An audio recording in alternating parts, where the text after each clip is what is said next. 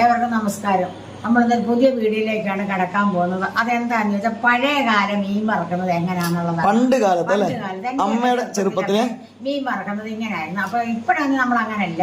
ഇപ്പൊ നമ്മൾ മീൻ അങ്ങ് എണ്ണയ്ക്കകത്തിട്ട് വറുത്തെടുക്കും. പക്ഷെ ആ സാധാരണ മുളകും മഞ്ഞളും ഒക്കെ ചേർത്തല്ലേ. പഴയകാലത്തെ മീൻ വറക്കുന്നതിന് പ്രത്യേക രുചിയാണ്.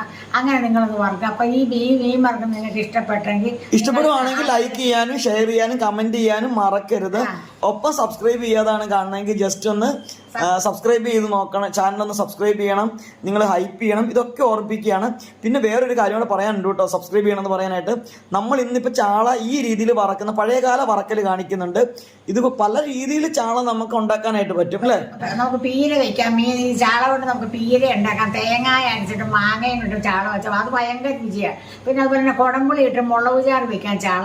പിന്നെ പൊള്ളിച്ചെടുക്കാം, പുളിയില ഇട്ട് വെക്കാം, പുളിയിലിട്ട് വെക്കാം. അപ്പൊ ചാള എത്ര രീതിയിൽ ചാള പറ്റുള്ളൂ. അങ്ങനെ പിന്നെ വേറെ കപ്പയ്ക്കകത്ത് ചാള ഇടുന്നത് അങ്ങനെയൊക്കെയുള്ള വീഡിയോകൾ നമുക്ക് എടുക്കാം. ഇപ്പൊ ചില ആൾക്കാർ പറയും കേട്ടോ, നീ ഇങ്ങനെ ഇടയ്ക്ക് പറയാതെ പറയുന്നത് ഈ ഐറ്റംസ് ഒക്കെ പലതും അമ്മ ഇങ്ങനെ അമ്മ ഇടയ്ക്ക് മറന്നു പോകൂലേ.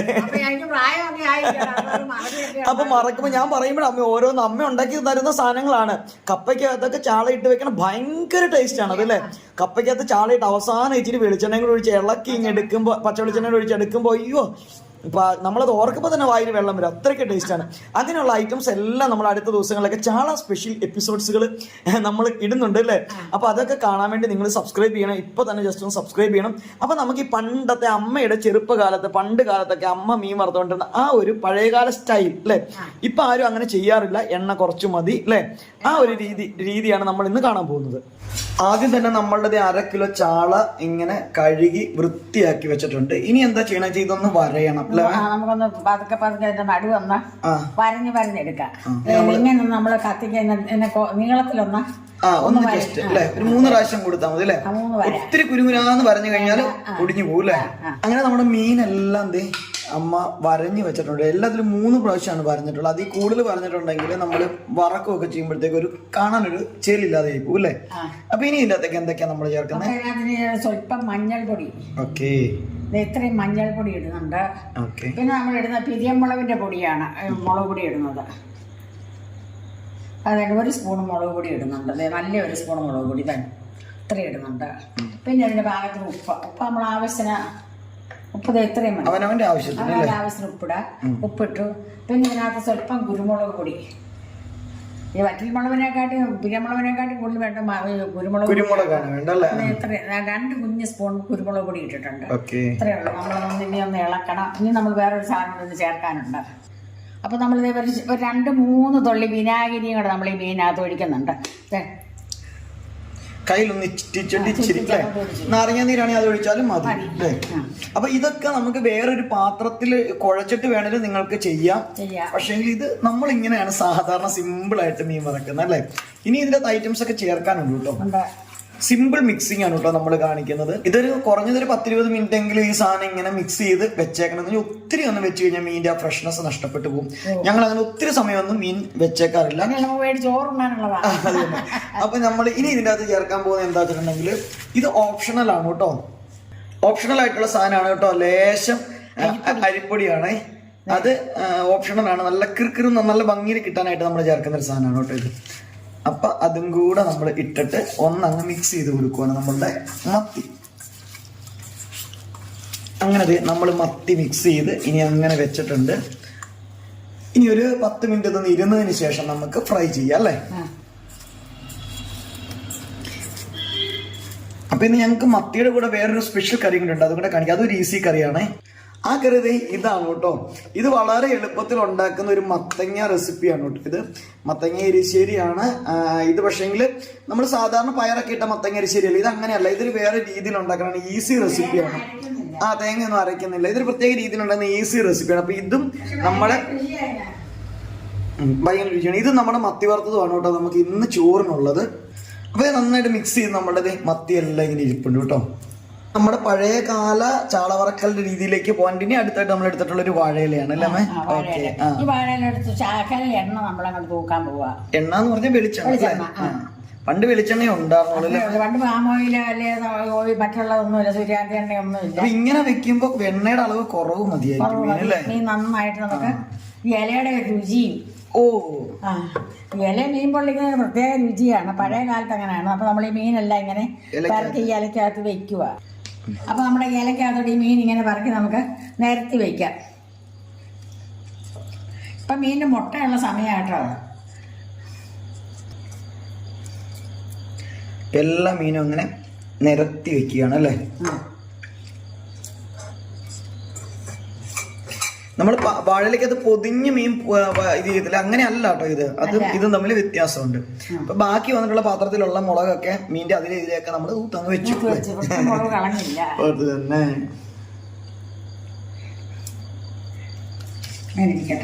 പിന്നെ അടുത്തായിട്ട് നമ്മൾ ഇത് ഒരു ഫ്രൈങ് പാൻ ആണ് കേട്ടോ. പണ്ട് കാലത്ത് ഫ്രൈങ് പാൻ അല്ല, ചട്ടി മൺചട്ടിയൊക്കെ ഉണ്ട്.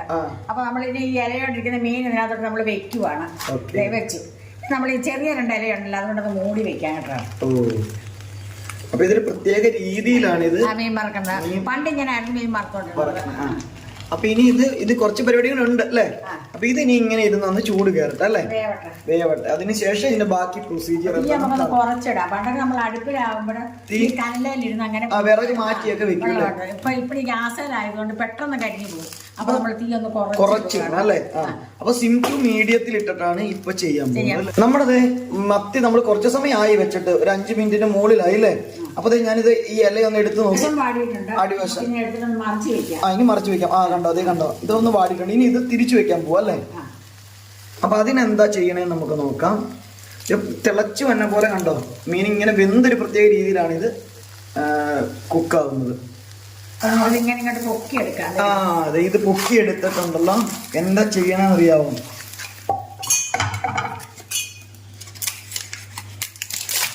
കണ്ടോ, നേരെ അടുത്തൊരു ഇല താഴെ വെച്ചിട്ടുണ്ട്. ഇതുപോലെ തന്നെ അടുത്ത ഇലയില് എണ്ണ തൂത്ത് നിലത്ത് വെച്ചേക്കുവായിരുന്നു. കണ്ടില്ലേ, നിലത്ത് മീൻസ് നമ്മൾ മാറ്റി വേറെ വെച്ചിട്ടുണ്ടായിരുന്നു. ആ ഇല കണ്ടില്ലേ, ഈ ഇല ഇങ്ങനെ എടുത്തിട്ട് അമ്മ ഈ ഇലയുടെ മുകളിലേക്ക് അങ്ങ് വെച്ച് മറിച്ചു. അപ്പൊ വേറൊരു കാര്യമുണ്ട്. പണ്ടൊക്കെ ഞങ്ങൾ ഈ ഇലക്കകത്തുള്ള കപ്പ കുഴച്ച് വേവിച്ച് വെക്കും. അപ്പൊ അതൊക്കെ ഈ ഇല തൊട്ടിട്ട് ഇങ്ങനെ നമ്മള് തിന്നും. അപ്പൊ ഇത് നല്ല രുചിയായില്ല. ഈ അടിയിലത്തെ എന്താ വെച്ചാൽ നന്നായിട്ട് കുക്കായ ഭാഗമായിരിക്കും ഇരിക്കുന്നത് അല്ലെ.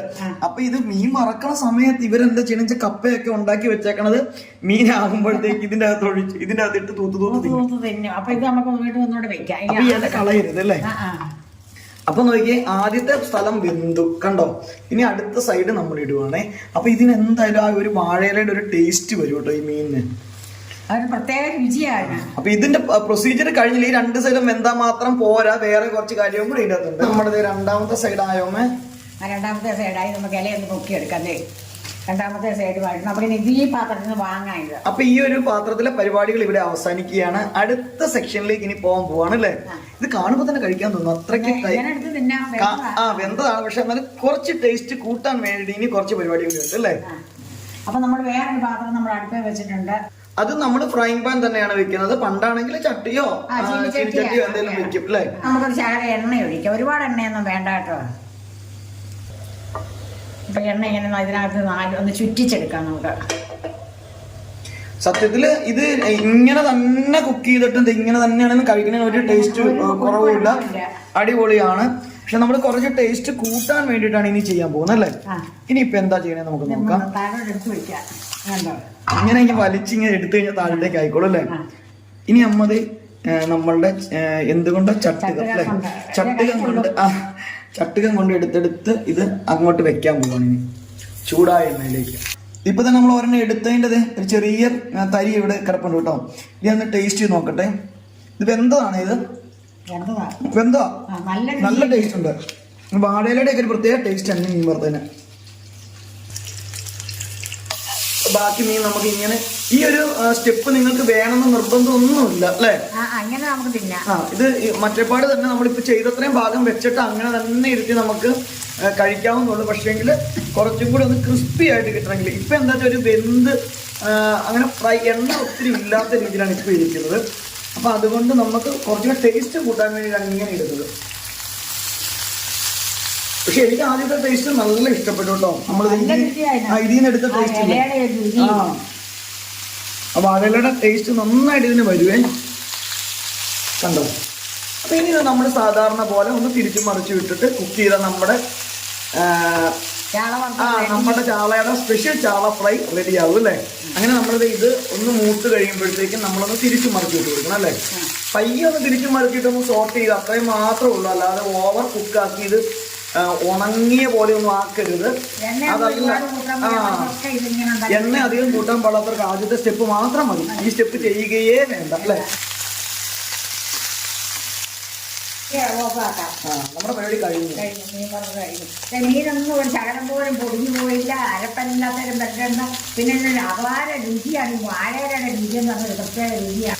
അപ്പൊ നിങ്ങൾ ഇതുപോലെ പഴയകാല മീൻ വറുക്കായിരുന്നു വറുത്ത് നോക്കുക. അപ്പൊ നിങ്ങൾക്ക് എന്റെ ഈ മീൻ വറുത്ത ഇഷ്ടപ്പെട്ട് കാണുമെങ്കിൽ തന്നെ നിങ്ങൾ ഇപ്പൊ തന്നെ ഒന്ന് ലൈക്കും കമന്റും ചെയ്യുക. അതോടൊപ്പം തന്നെ ചാനൽ സബ്സ്ക്രൈബ് ചെയ്ത് കാരണം എന്താ വെച്ചാൽ ചാളയുടെ കുറെ സ്പെഷ്യൽ ഐറ്റംസ് നമ്മൾ ഇനിയിപ്പോ ചെയ്യാൻ പോകുന്നുണ്ട് അല്ലേ?